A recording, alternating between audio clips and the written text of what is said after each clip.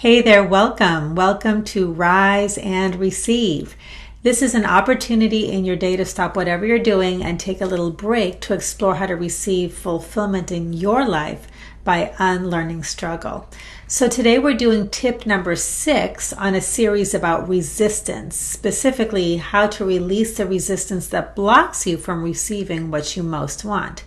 And so today with tip number 6, the focus or the title is Stop Fighting the Not Enough Demon.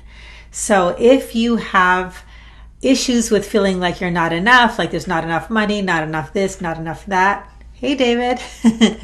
Good to see you.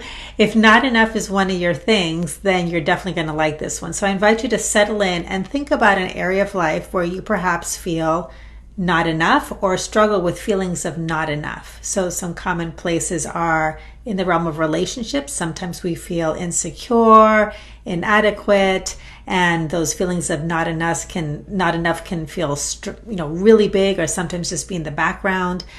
Money is a big one for people. It seems like no matter how much money people have, not enough creeps in. Sometimes it's all the time and it's just always that feeling of not enough. Or sometimes we hit a certain number in our bank account and then we start to panic and then the not enough demons come in. It might be regarding work, where you're feeling like you're not doing enough, you're not working hard enough, you need to do more in order to achieve a promotion or get a raise, or finally be able to relax or feel confident or secure in your job.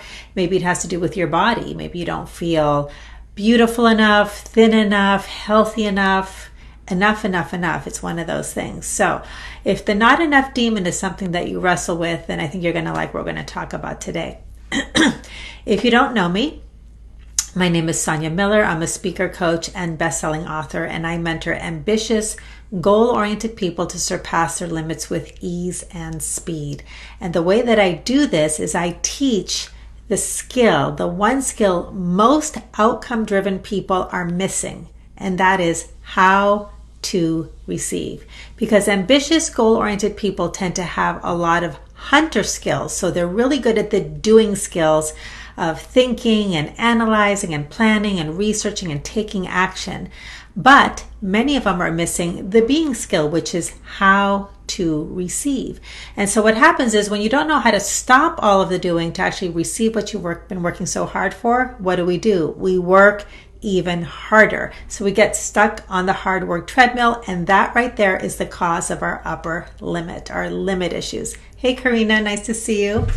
So if this sounds like something you want to learn about, we're going to talk about one of the ways, tip number 6, that we create resistance that we don't even know it when we're operating more as human doings versus human beings, or we're stuck on that hunter treadmill. So today, what I want to talk about, let me check my notes here, is first, where the problem occurs. So what happens is when we feel not enough or believe in not enough, or that's all that we can see is not enoughness, the real issue there is that in consciousness, which is the human being's playground of creativity, when you really understand the power of consciousness and how your consciousness creates your reality, then you really want to understand what's happening. And so when you are believing, seeing, or feeling not enoughness, your consciousness is going to create that. No matter how hard you work, no matter what you do, if you see not enough or look at life through the lens of not enough, everything will be not enough. And even more so, what's happening with not enoughness is a belief in lack. So there's all kinds of built-in things around the consciousness of not enough that creates resistance. So let me break it down a little bit more.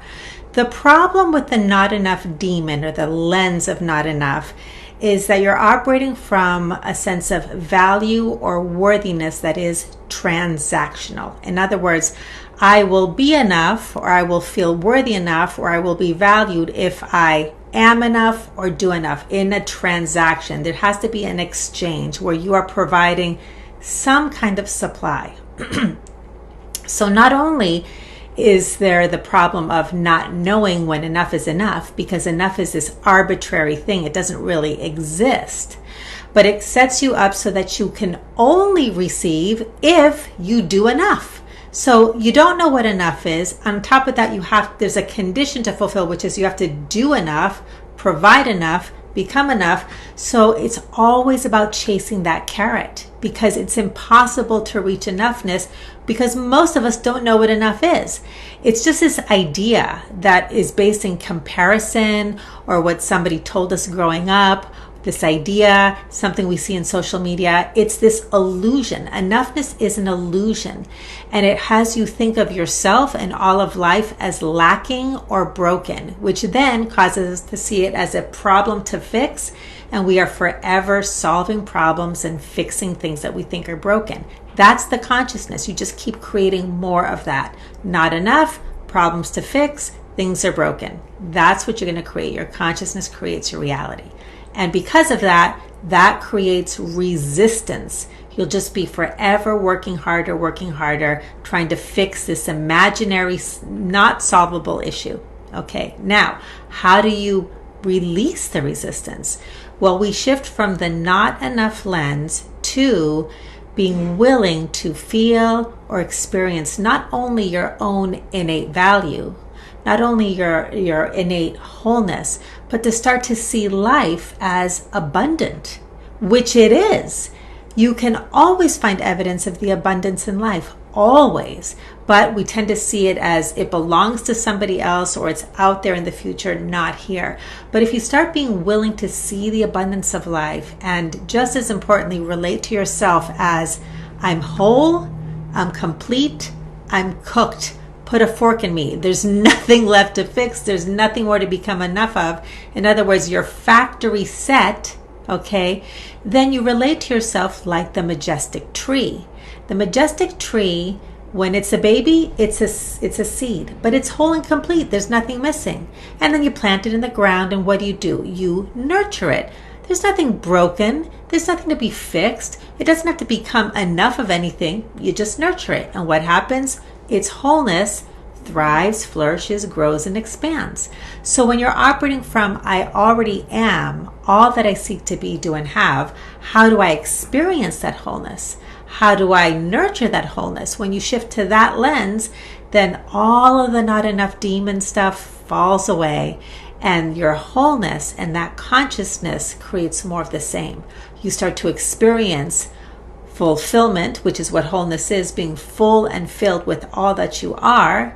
You start to open up to receiving the kindness and the wholeness and the plenty of life, and the flow opens up. So that's how you start to shift from not enoughness to receiving fulfillment. But the first step in releasing it is to stop battling that demon. Just notice when you're hearing the voices of not enough.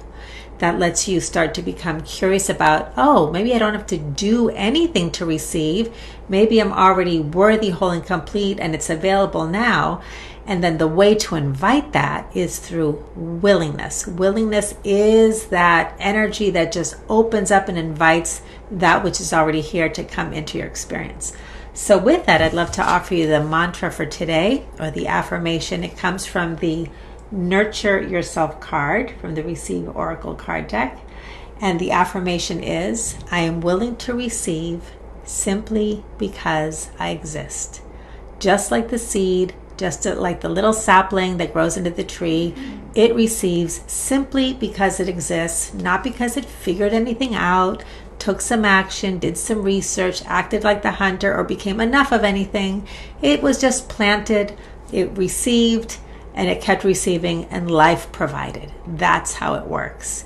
When you shift your consciousness, then you can receive from your human beingness, not just your human doingness. So here's what the Receive Oracle cards look like if you want to go to Amazon to get your very own and learn all about receiving. I also invite you to join the Receive community on Facebook. I'll include a link. It's facebook.com/groups/receive community.